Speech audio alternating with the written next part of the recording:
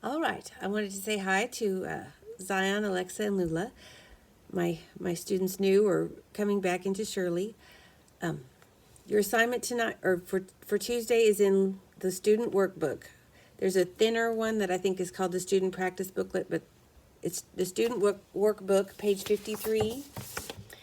And just to let you know, when I give assignments in Shirley in this workbook or the practice workbook, the headings are kind of long, but if you just look at each part, you'll see what it is. So chapter 1, lesson 5, practice is one of the things that I assigned for you. Chapter 2, lesson 3, practice 1, and then chapter 2, lesson 3, practice 2. So I'm sorry, it's kind of wordy, but that's just the way it is.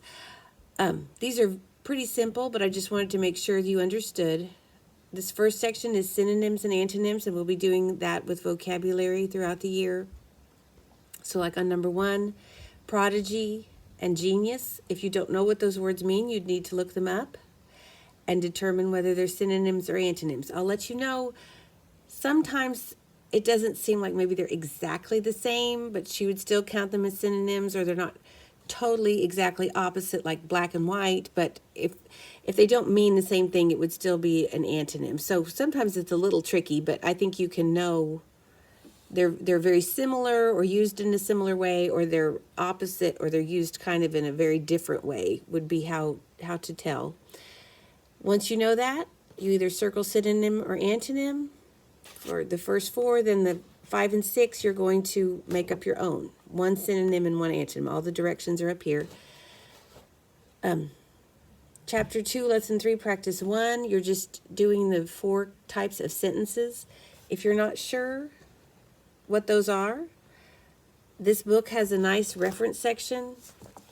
So at the beginning, reference number 6, page 10, will take you through the 4 kinds of sentences, and it says the abbreviations.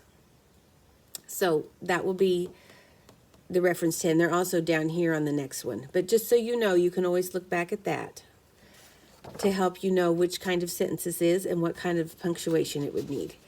Then this last one you'll do on notebook paper, and you're just going to write one of those, each of those types of sentences: declarative, interrogative, exclamatory, and imperative. I'm sorry, I'm reading backwards. I know you don't have to do that, but the way this films me. So those are just the 3 sections that you will do for Wednesday's homework. And you know, if you have questions, it's all right. At the beginning of the year, I understand you're jumping into this when some of the other kids have been doing this type of assignment for a long time. So don't hesitate to ask questions. If you want to leave something blank for Wednesday, we can fill it in. But I just wanted you to have an idea of what we were doing. So I hope it all goes well in the rest of your homework, and hopefully I'll see you all on Wednesday. All right, bye-bye.